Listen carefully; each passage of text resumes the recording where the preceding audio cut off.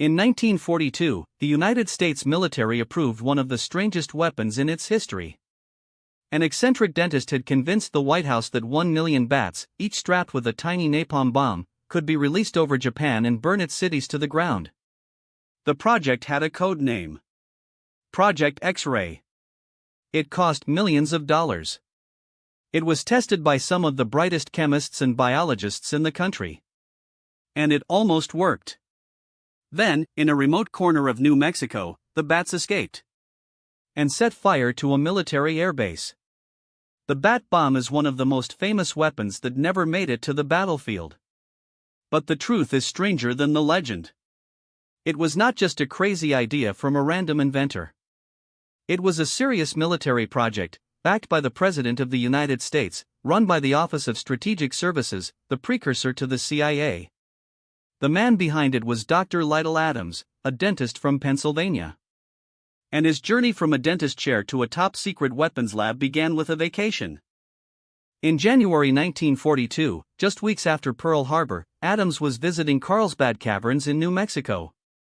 He watched as millions of Mexican free-tailed bats poured out of the cave at sunset, a living river of wings stretching across the sky. He knew that Japanese cities were built largely from wood and paper. He knew that bats instinctively sought shelter in eaves and attics before dawn. And he realized that if you could attach a timed incendiary device to each bat, you could start thousands of fires simultaneously in places no bomber could reach. Adams wrote a letter to President Franklin Roosevelt. In it, he described a weapon that would frighten, demoralize, and excite the prejudices of the people of the Japanese Empire. Roosevelt's response was famously pragmatic. He wrote to his intelligence chief, "This man is not a nut. It sounds like a perfectly wild idea but is worth looking into." The project was assigned to the Office of Strategic Services. Adams assembled a team that included a Harvard zoologist, an actor from Hollywood, an ex-gangster who had worked for Al Capone, a lobster fisherman turned Marine, and 2 high school students. Their mission: figure out how to strap a bomb to a bat, keep the bat alive during the flight to Japan, release it over a city, and have it land on a roof without the bomb falling off. The team tested several bat species before settling on the Mexican free-tailed bat.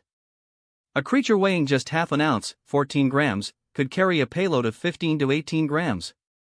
More than its own body weight. The incendiary device was called the H2 unit. A small cellulose capsule filled with napalm, invented by Dr. Louis Fieser, a Harvard chemist. The capsule was smaller than a human thumb. And it was glued directly to the bat's chest. The bats had to be kept in hibernation during transport. The team discovered that the best way to do this was to stick them in ice cube trays and cool them down. The bomb carrier itself was a 5-foot-long sheet metal tube. Inside were 26 circular trays, each holding 40 bats. Total capacity: 1,040 bats per bomb. The plan was simple. A B-24 Liberator bomber would carry the loaded bomb carriers over a Japanese city. At 4,000 feet, the carriers would be deployed. Parachutes would slow their descent. At 1,200 meters, the sides would fall away, releasing 1,000 bats into the pre-dawn sky. The bats, warmed by the open air, would wake from hibernation.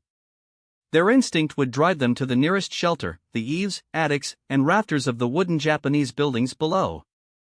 Minutes later, the timed fuses would ignite the napalm.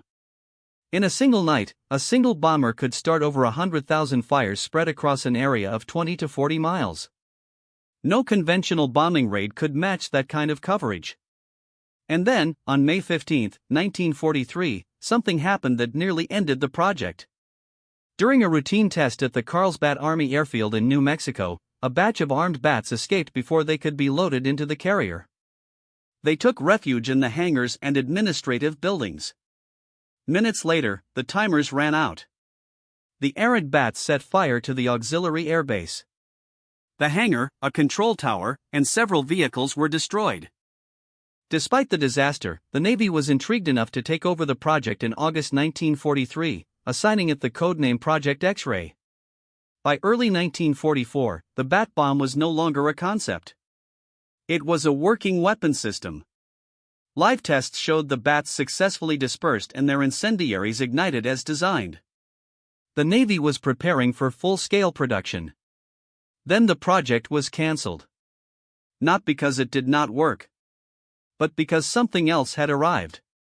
The Manhattan Project had produced the atomic bomb. And with a single bomber capable of destroying an entire city with one weapon, the bat bomb suddenly seemed less urgent.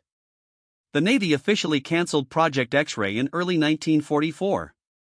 Total cost, approximately $2 million. The remaining bat bombs were destroyed. The research was classified. After the war, Admiral William D. Leahy, the chief of naval operations, reportedly said that the bat bomb could have been devastating if it had been deployed. He argued that it might have been more effective than the atomic bomb because it would have caused mass destruction without the loss of civilian life on the same scale. Whether that assessment is accurate is a question military historians still debate.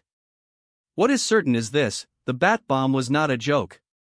It was a serious weapon, developed by serious scientists, that came within months of being used in combat. Project X-ray belongs to a category of weapons that the war produced but never deployed. Inventions so strange that they sound fictional. But in a conflict that consumed the entire world, the United States was willing to consider every possible advantage. Even one that came on wings. The bat bomb never burned a single Japanese building. But it stands as a reminder that the most dangerous ideas are sometimes the most creative ones, and that in war, imagination is the most unpredictable weapon of all. Next time on Combat Chronicles, a secret city hidden beneath the Greenland ice sheet. Built for nuclear war. Abandoned when the ice started to move. I am your host on Combat Chronicles.